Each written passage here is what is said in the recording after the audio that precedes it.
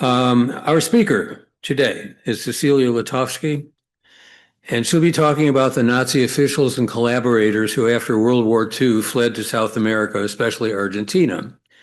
Cecilia attended the University of Buenos Aires in Argentina. She's also been a religious school and daycare director.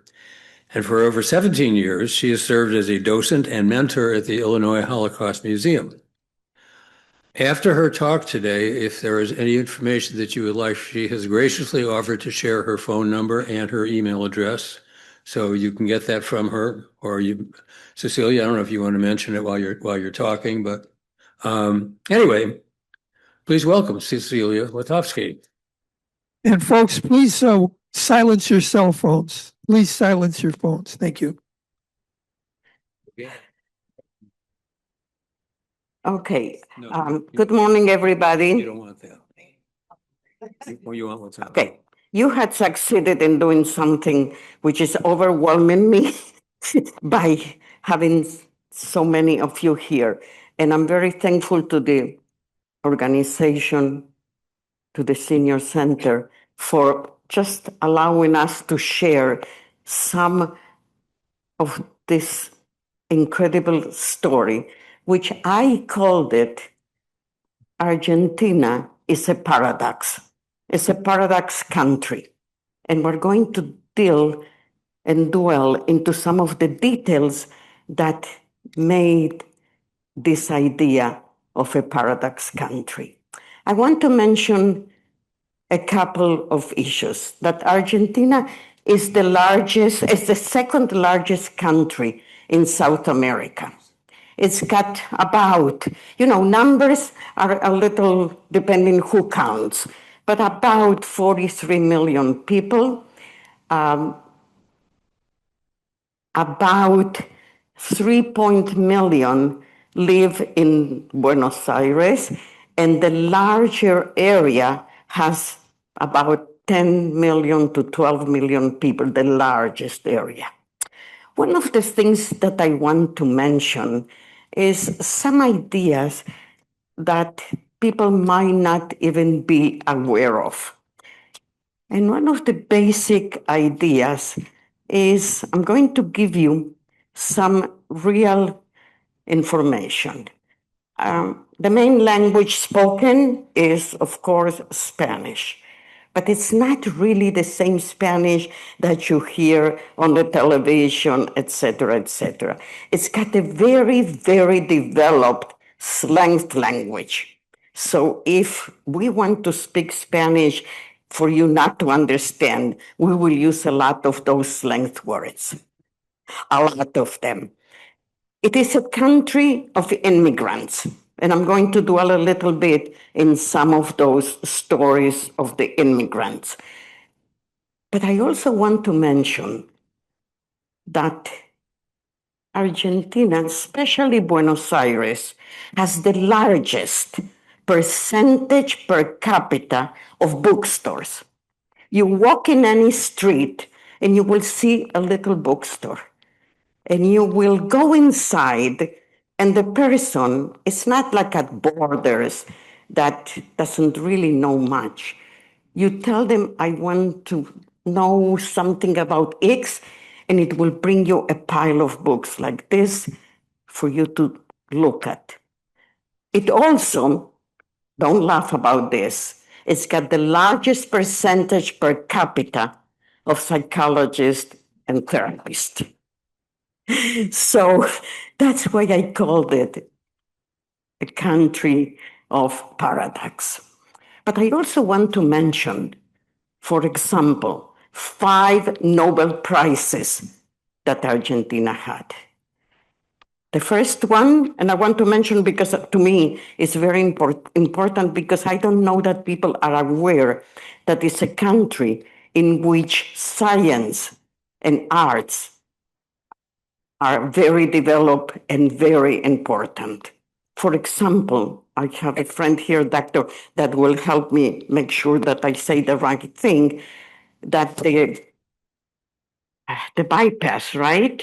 Doctor, what's the name of the doctor who created Favaloro is, millions of people are alive because a scientist in Argentina created the bypass.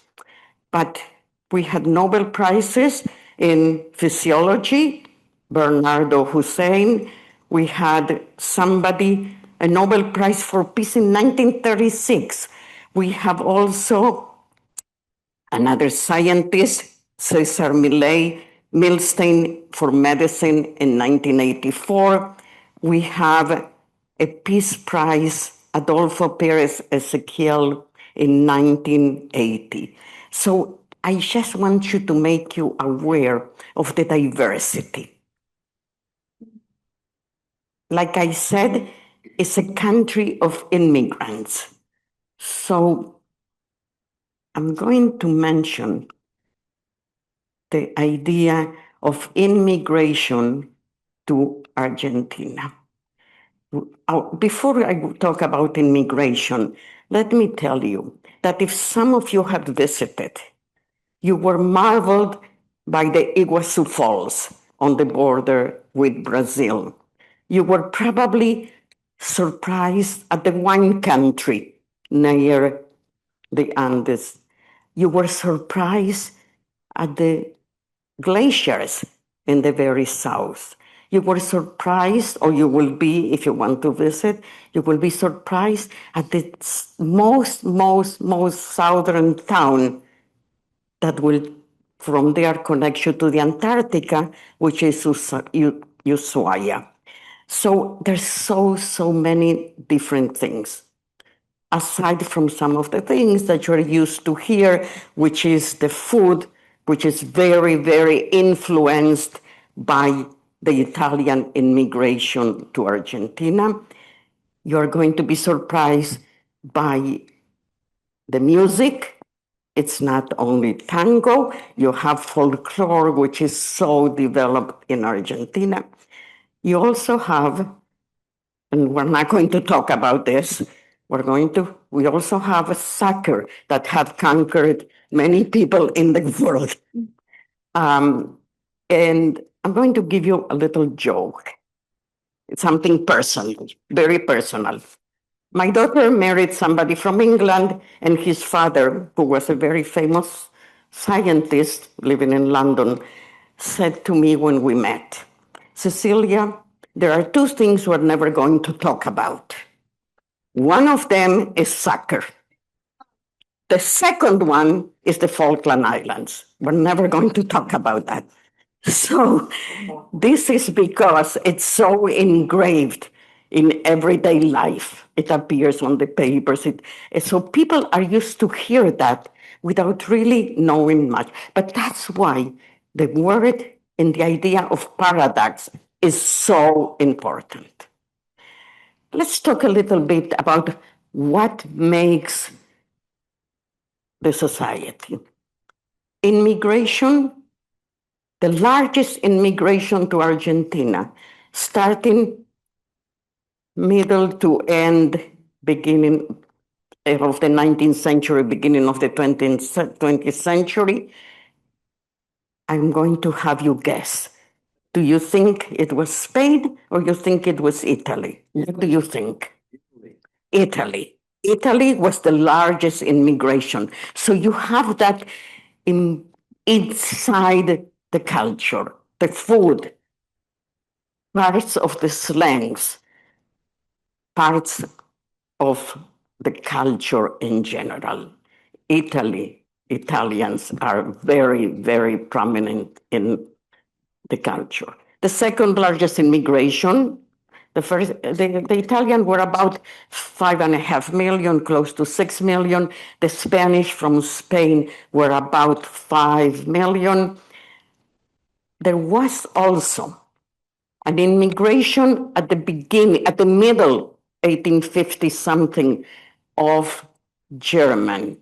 The German immigration in the 1800s was nothing to do with the Nazis. It was related to non-Jewish immigrants that, because of the situation in Germany, were looking for a safe place. And until 1925, Argentina had open doors. Whoever got to the port or to any place could get in until, pay attention, 1925. So that is what makes the fabric of the society. And I'm going to tell you a little bit about the Jewish immigration, because the Jewish immigration has something very special.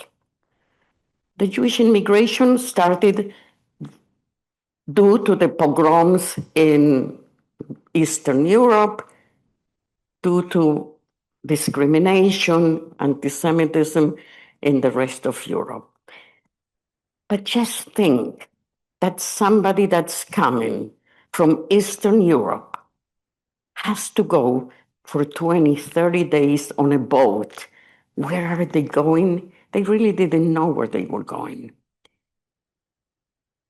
One of the biggest successes of immigration in those days is what we call the Jewish colonies, meaning people who came from the small towns, what we call shtetl, or the people that came from big cities, thanks to some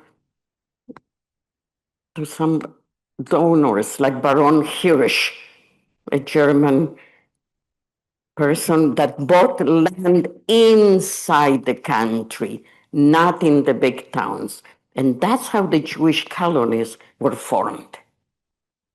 Now, there was nothing there. At the very beginning, in many of the places, there wasn't even a house. They had to live in warehouses. They were brought by train with the long dresses, long sleeves to this unknown place. And they developed incredible communities, not only economically, but also culturally. But unfortunately, many of the second generation left because they wanted to go to high school. So they went into the big city. They stayed in some friend's parents' house. They stayed in somebody that maybe might not have been their family. They wanted to get more education. This is not different from many other countries in which first and second or third generation are pursuing more education.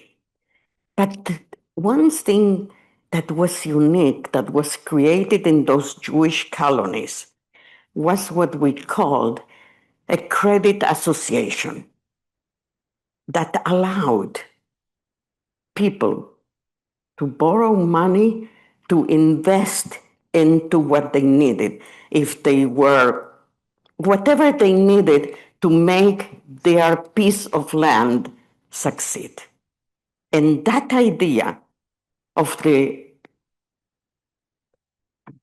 it's like a credit union. That's probably the word that I have to translate. Credit union, eventually developing to the big societies that we know today in many places in the world. It started there.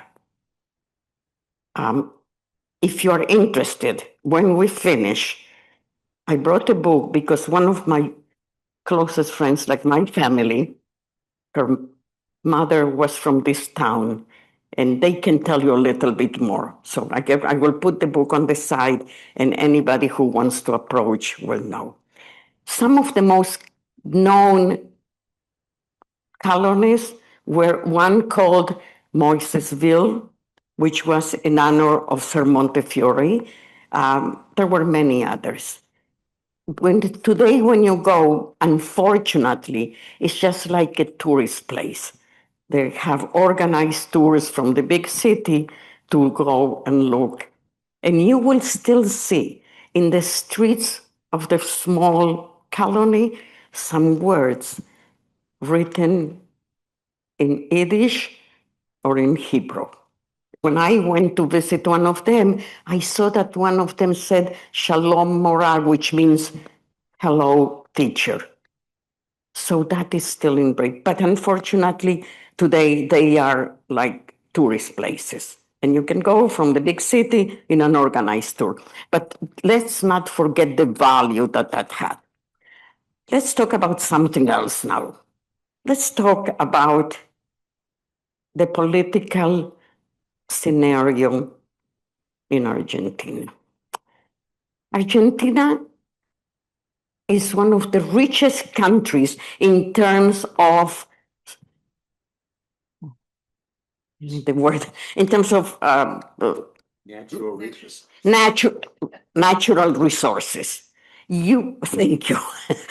I had it, but that's why I need everybody. Natural resources, meaning you can have from everything that you can think, oil, gas, minerals, etc. By the way, not long ago, they discovered the largest lithium, the largest one, which now you go into that area and you can have internet at 5,000 feet of altitude because they are developing that area. So it's one of the largest resources of lithium that has been discovered lately. But you can have everything from all the agricultural to the to everything that you can think you can have in Argentina. Unfortunately, Argentina had a lot of governments that kind of destroyed that economy. This is a strong word, but that's the right idea. At the beginning of the 20th century, Argentina was one of the richest countries, and you can find that in any place that you Google. Somehow, it had gone through many economic crises, many of them. I'm going to talk about something else now. I'm going to talk about we talk about the Jewish colonization, right? We talk about the Italians coming. We talk about but let's talk about something that everybody heard. Everybody heard about the Nazis coming to Argentina. And I want to point that they started coming in 1943. Why 1943? Come on, somebody has They were losing the war. What happened during the war in 1943? Something very specific happened in 1943. The defeat of Stalingrad. So the hierarchy of the Nazis knew at that point that the war is over, that the war is lost, though it took several years, like a couple of years longer.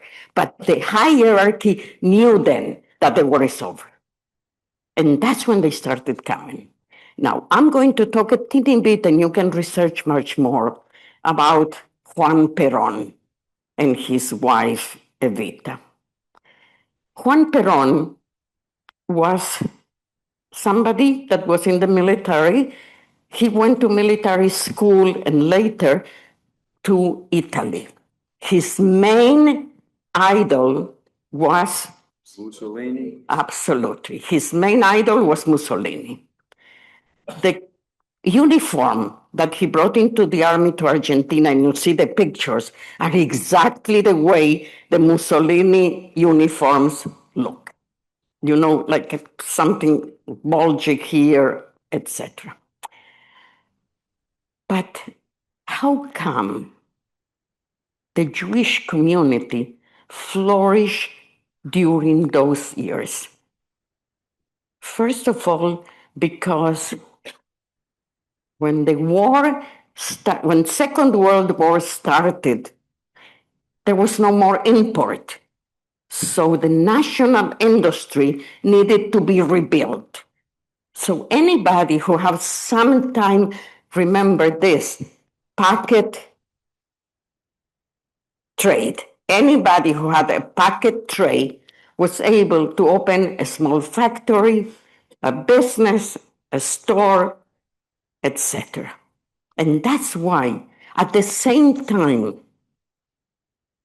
that the war was going on, Argentina declared itself neutral. Why neutral?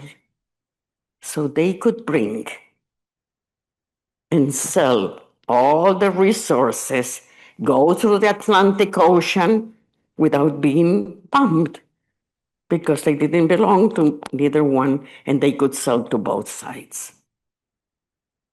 Argentina declared pro-allies 2 weeks before the Second World War was over. Well, they had no choice. I just want to mention some things that will make us understand the fabric of the country, but more than anything, the fabric of. One of the things that everybody reads is about the Nazis going to Argentina. Well, yes, the government was pro-Nazi. Evita Peron went on a famous trip to Europe in 1947 to provide millions and millions and millions of money so they can build or reinforce what was called the red line. Now, the red line is a term, I think that I read, it comes from a Finnish idea of ropes that will help something in the boat. But it also, the red lines, explains the idea that when the boat is sinking, the rats are out, right? So you take any interpretation that you like about it. So, yes, there was some involvement with some of the Vatican and with some of the Red Cross organization. We cannot say that all of it was involved, but there were parts of the Vatican, and you can find names, and there were parts of the International Red Cross that were involved in this for different reasons. It could be that economically or the ideology, etc. And the Nazis started coming, like I said, I'm talking about the hierarchy, the big names, in 1943. Now, they did not come mostly through the regular ports. They came through through the Atlantic coast, that is the Patagonia, which is really an enormous, large coast. They would come with submarines, and that's how they brought a lot of the loot that they brought. Artwork, money,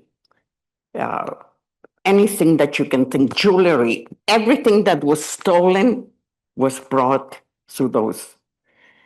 And if you're interested, eventually, you might want to look, because a couple of years ago, I think in May or March of 2025, the actual president of Argentina declassified many documents that were not allowed to be looked at or approached. But after a certain period, I think it's about 50 years, many of the information has been declassified, and everybody has access to look at all those issues and all that information. I'm going to tell you a story that it's not written in all of the books, but anybody knows some of the most famous people that appeared in the papers that came to Argentina, correct? Who is the most famous? Okay, so let me tell you a little bit the story of Adolf Eichmann. Adolf Eichmann was what was called the architect of the Holocaust, because what he did during the Wannsee Conference is organize organize the transports, where the camps are going to be, who is going, etc. That's why he was called the architect of the Holocaust. When the war is over, like many Nazis, they escape.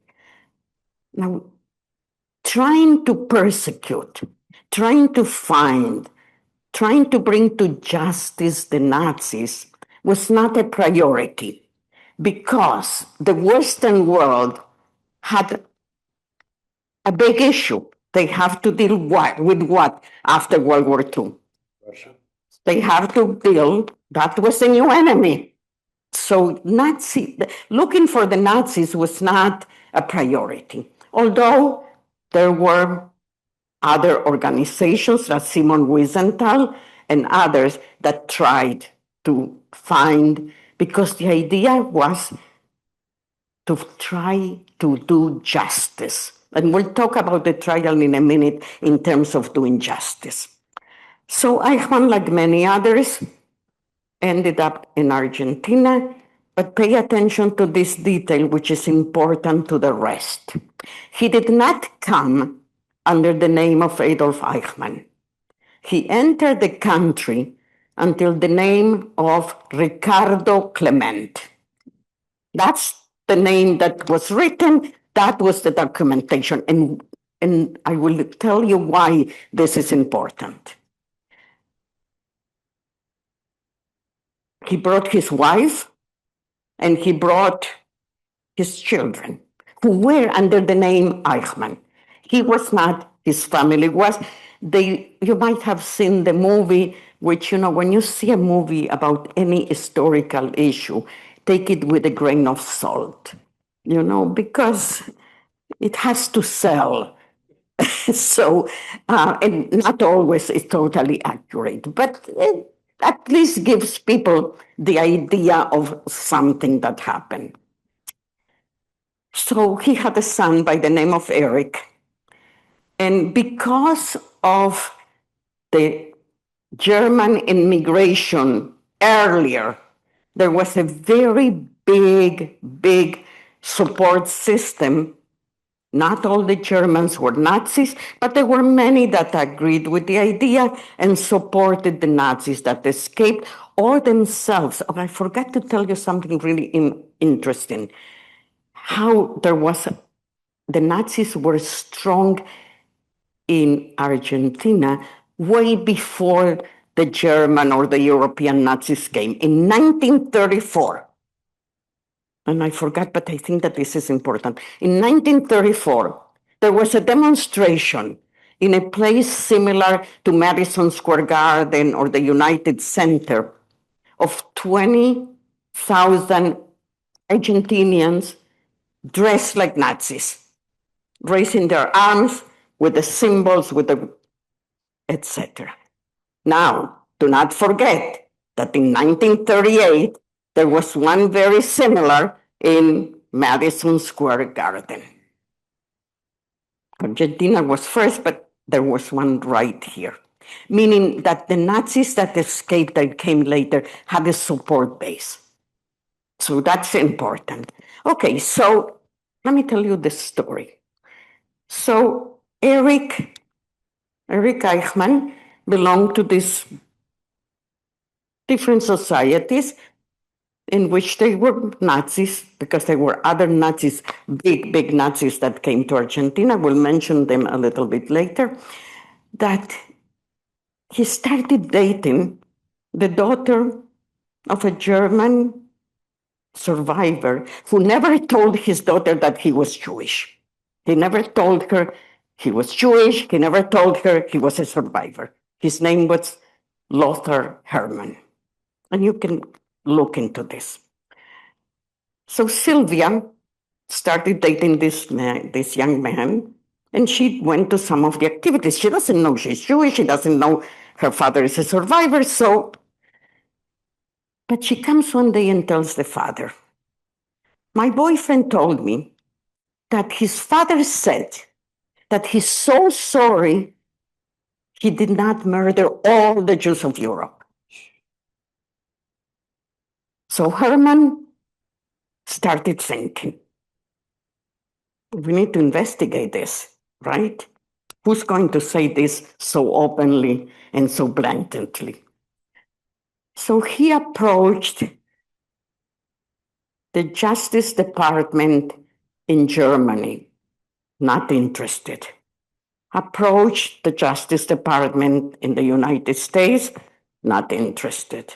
So eventually, he approached the Mossad, which is the organization in Israel, like the FBI or the Secret Service. And at the first time, they were not interested. We have to build a country. We have so many other things to do. Chasing Nazis is not our priority.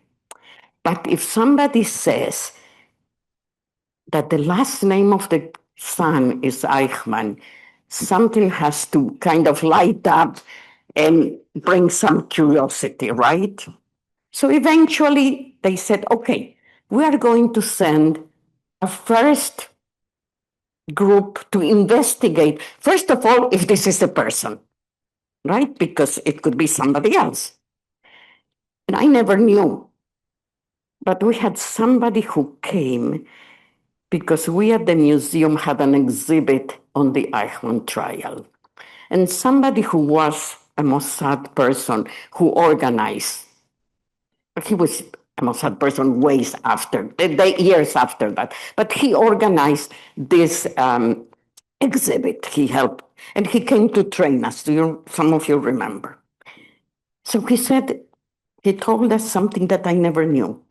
How do you identify a person? What part of the body can never be, I never knew that, and maybe some of you will agree with this.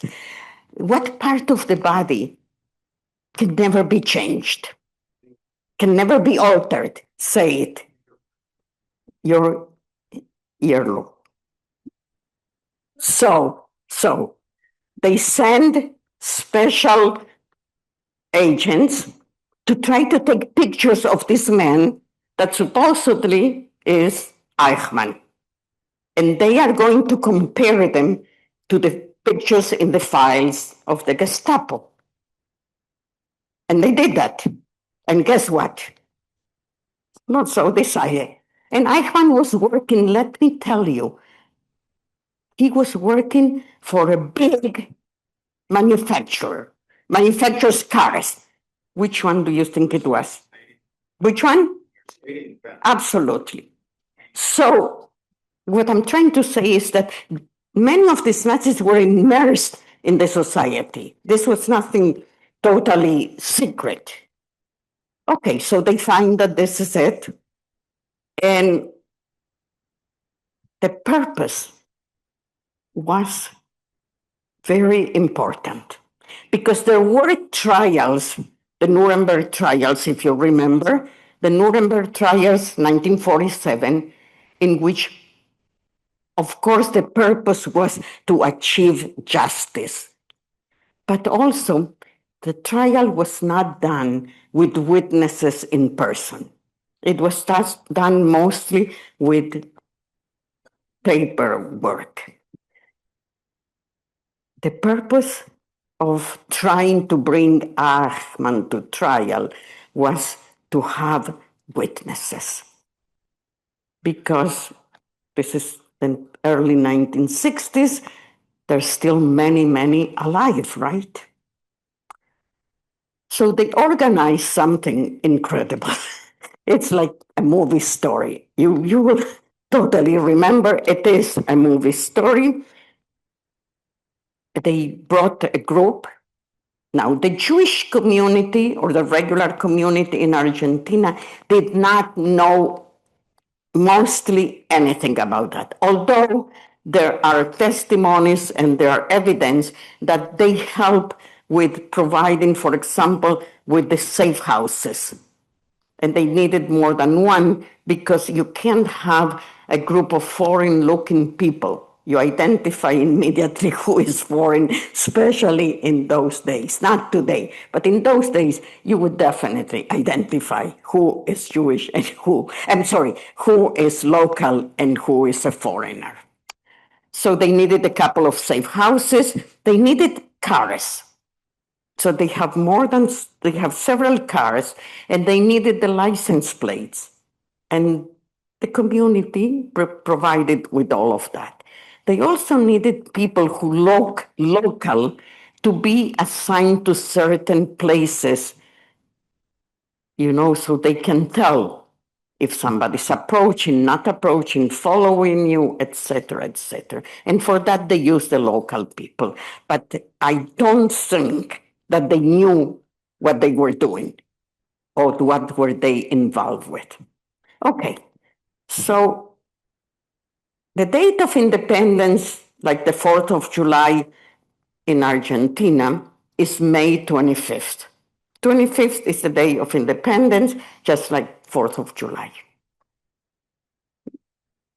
Argentina was declared independent in 1810. So 1960 is what kind of anniversary? 150th anniversary. So it's a big one. So the country was preparing, like when you prepare here 4th of July, etc., was preparing for something really, really huge. So it wasn't unusual that they would bring, or that they will be a plane. You know what the Israeli airline is called, right? El Al. So it wouldn't be unusual that there's a plane in the airport that belongs to Israel, because there were planes from many, many countries that would bring in all kind of visitors or dignitaries, etc. So that's what happened. They even brought, for the celebration, to make it more real, somebody who was a minister, Abba Eben, who was a fabulous, fabulous, fabulous intellectual that helped build many things in the country. Okay. Now, I want you to think, you have seen pictures about this, right? Meaning there's a couple of movies. They did bring somebody who was a woman also belonging to the organization, because it wouldn't be usual in those days to see a man carrying a grocery bag in the store, from the store. But that was not something that was usually in 1960 that the man would go and carry. So they brought somebody, or to walk around the neighborhood, and it will be like a couple. It will make it a little bit more normal.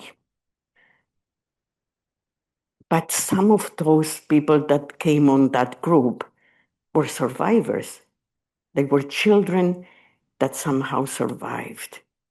So it's difficult to imagine how they kept him alive once they kidnapped him. We heard that some people from that group didn't even want to touch him, didn't want to approach. He had to be. But let me tell you before I forgot how he was kidnapped. Okay, so he was working for the Mercedes-Benz. Somehow, on his way from the bus to the house, he was kidnapped. His wife saw that he's not coming that evening, that night, the next morning. So she did approach some of the Nazi organizations or Nazi sympathizers organizations. But so far, nothing has been done yet. It took several days, I think 10 days, for them to be able to fly him out. And it is true, because we were told that the way that he was taken was given a uniform of the airline. He was going to be like a steward. And he was given some drugs, so he would look like he's not steady, kind of maybe drunk. That's because they have to take him, on the plane. Okay, so the plane flies, and they complain to the government or to the city that a citizen is not there. But guess what? What name did he enter the country with? So there's nobody under the name of Adolf Eichmann who is in the records of being living in this country. Correct?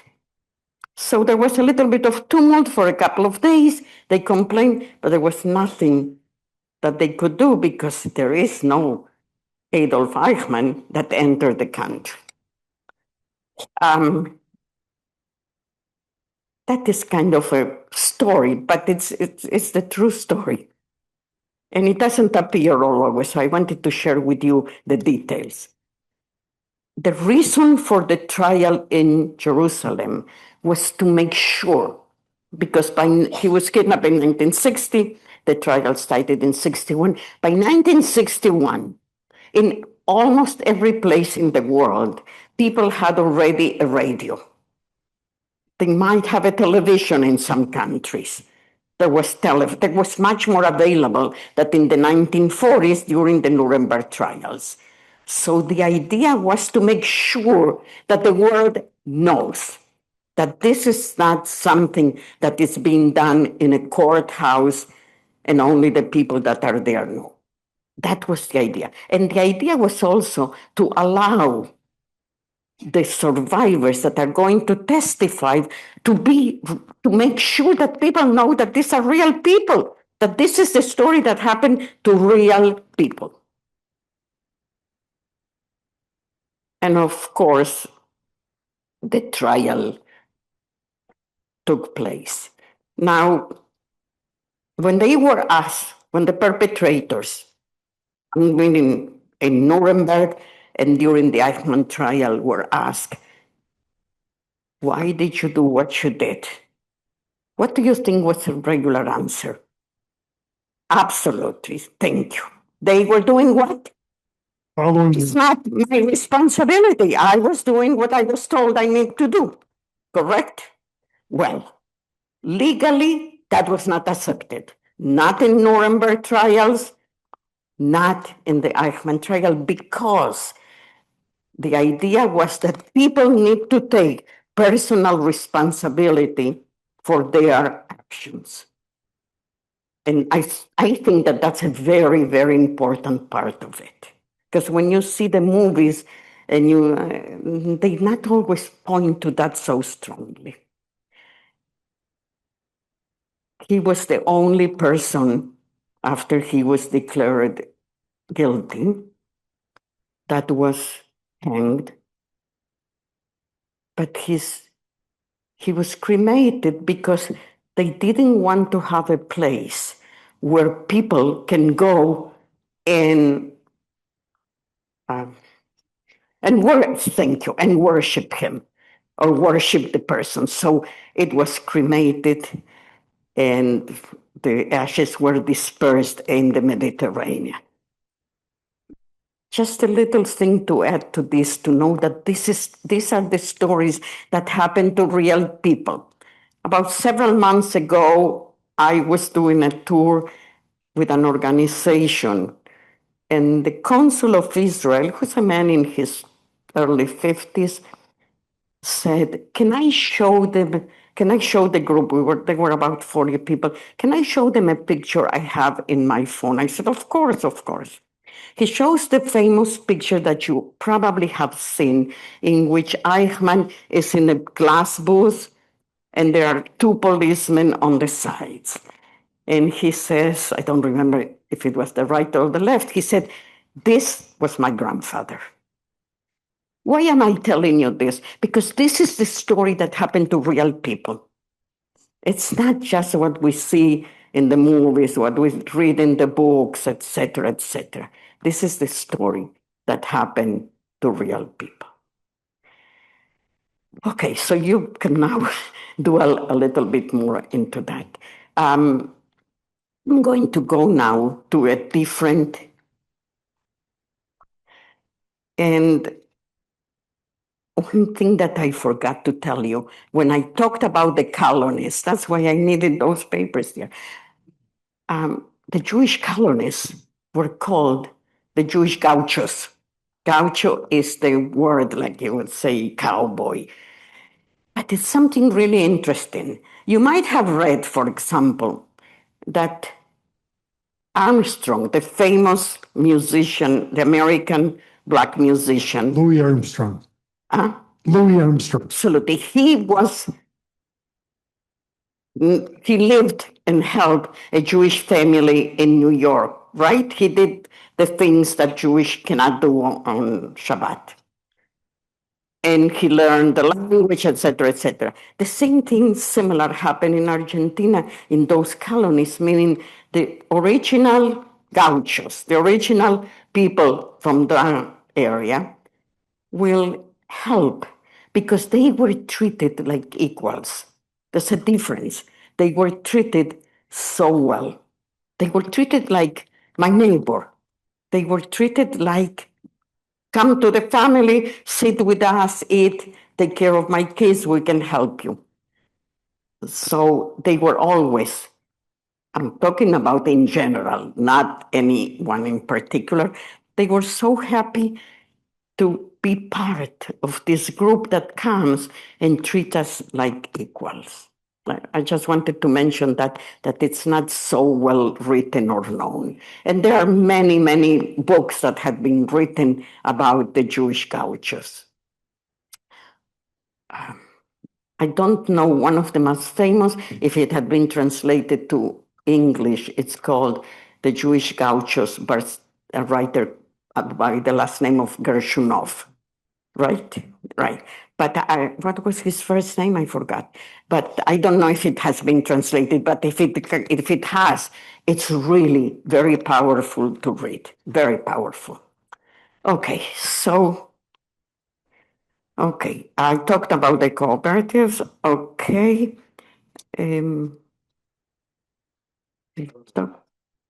Yes, okay, I talked to the immigration. Okay, so now we're going to talk why Argentina had developed and suffered through populist governments for the last 70 years. They were in between from the 1920s to being one of the most richest progressive countries, there were horrible things happening. The dictatorship of Juan Perón, in which some paradox, like I said, happened. For example, I told you that Evita went to bring the money to bring them Nazis, right, to Europe. At the same time, she helped promote women's vote. And women's vote in Argentina was early, in the beginning of the 47, if I'm not mistaken. So there are a lot of paradoxes. But the second term of the Perón, whatever presidency, was a dictatorship. So there's no doubt about that, even if it was not called a dictatorship. Then there were a couple of democratic governments, and unfortunately, 1976 to 1983, we have what was called the Dirty War, in which you have read probably, or you heard how, again, the numbers, don't stick to the numbers, but it's said that about 30,000 people were murdered, disappeared.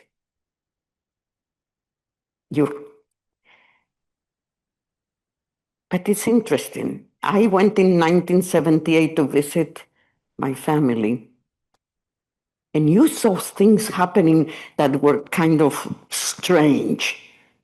But the regular, ordinary citizen I was told, if you're not involved in anything, nothing is going to happen. But we know your brothers have to leave, right? And it was a terror. It was a time of terror because you might not have done anything, but you knew somebody, or they thought that you knew somebody. So everybody was at risk. Everybody was at risk. it was a terrible, terrible time. I think not just because of the 30,000 people, but because of humanity. How humanity was totally not taken care, how humanity was diminished. How can you treat somebody that has different ideas or you think has different ideas like that? It's something that we all need to think about and need to dwell into it. It's not something to take really easy or light.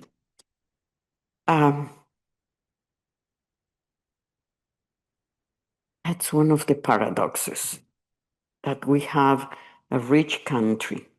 We have incredible, wonderful people, because everybody who is not Argentinian and visits says, oh, the food is wonderful. The buildings, you can't believe it. You think you are in Europe if you visit the city of Buenos Aires or others. Our people are so nice. And at the same time, people were able to do what they did. So this is human nature, hard to understand and hard to say who is what. But we always should have hope. We should never leave our hope that whatever each one of us is doing is hopefully going to try to make the world, our environment, our neighborhood, our city, etc., a teeny, teeny, teeny better place. And just by the fact that you are here today, it gives us the message that yes, because you could be outside doing something else, but something like this caught your attention for whatever reason. And that is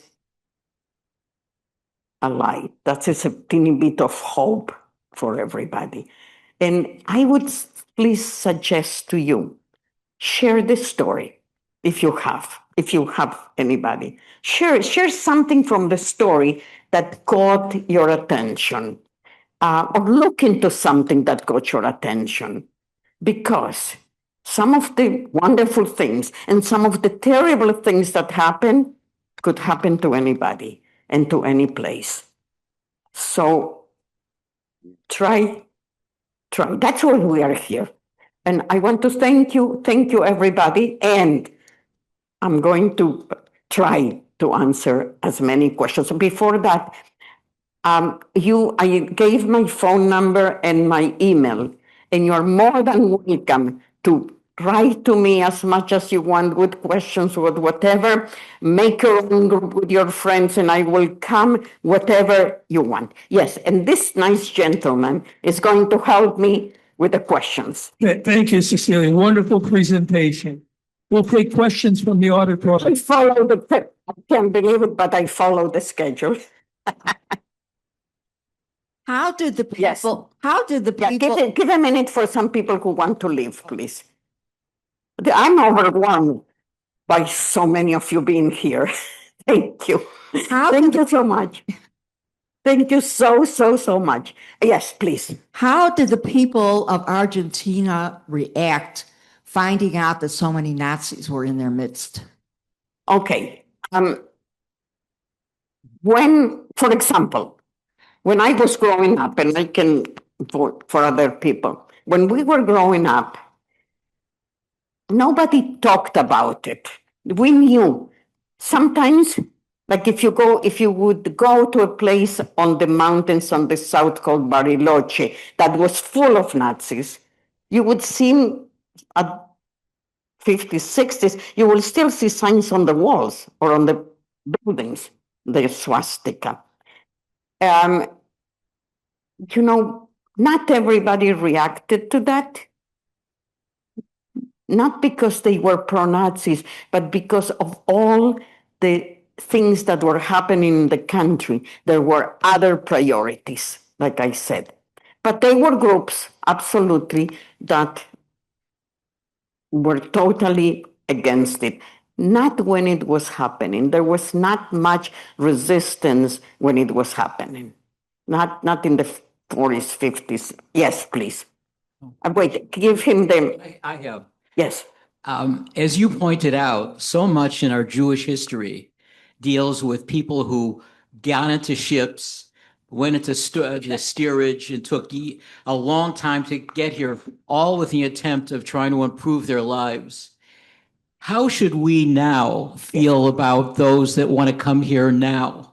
And we hear the news about all these immigrants, all these Mexicans who want to come here. Should we be acceptable to that based on the fact of our history? I am going to say something that maybe it's not what you want to hear, but what you are saying is such an important subject that I personally cannot answer without, dwelling really well, because otherwise my answer will be very superficial. What my idea at this point is, we are living in a very difficult time. And each one of us somehow has to become active and try to support. It doesn't matter if you think this or you think this, but because if you do not, each one of us does not participate in trying to make a change that we want to make, I want you to make sure that you remember that the famous person Elie Wiesel said, silence helps only the perpetrator. So each one of you, please, each one of us, let's do whatever you want. Sign a petition for what you think, for what you believe in. Sign a petition, send a letter, get 10 people and talk to them. Just do not keep silent on what you think. It might not be what I think or what you think, but what you think. Stand up. Each one of us, let's stand up for what we think that needs to be done. I don't know if I answered your question, but we can do another 3 hours of that. Cecilia, Yes. thank you. That Okay. was fascinating. You actually made history come alive, so thank you. When you and I trained for the Eichmann exhibit at the Holocaust Museum, there's just a couple anecdotal stories I want to share quickly. One of the artifacts was a very thick, heavy leather glove. And what was that glove? It was the glove that was worn by the Mossad agent who had to, when they kidnapped Eichmann, cover his mouth so he wouldn't scream. And the Mossad agent did not want his hand to touch the mouth of the man who ordered the murder of Jewish people. And the other is also when the agents took Eichmann's ashes out into the Mediterranean, they went out far enough so that they could get out of Israeli waters. They didn't even want his ashes in their part of the sea. Thank you, Doris. Thank you, Cecilia. Thank you, Doris. Yes. Cecilia, it was excellent, your dissertation. And I want to add that, but not add, but I want to say that there is a book called The Real Odessa, and it's translated into English by an author called Gogni. Is it not? I think it's that. Read it in Spanish. But the real Odessa is the book, and you will find it because it's in Google. And if you want to know exactly what happened with the Nazis, that is very, very extensive and very easy to read. I want to change a little bit the subject. And you were talking about the Falkland Islands, we call really Islas Malvinas. The story of that is interesting because it's also involved the United States. a little bit before 1833, a Navy, a ship, American ship, it was a frigate called Washington, did bombarded the islands absolutely with no object. But short after that, the British took the island in 1833. Thank you, Roberto. I just want to mention one little thing. We talked about the dirty war. And thank you for reminding me, Roberto, because unfortunately, in order to try to get the attention out of what was happening during the dirty war in Argentina, the government did something horrendous.